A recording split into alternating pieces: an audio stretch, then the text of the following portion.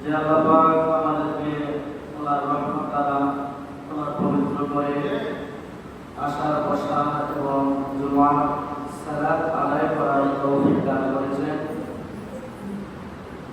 তাই আসলে আমরা সবাই আল্লাহর দরবারে শুকরিয়া জ্ঞাপন করি, সবাই বলি আলহামদুলিল্লাহ।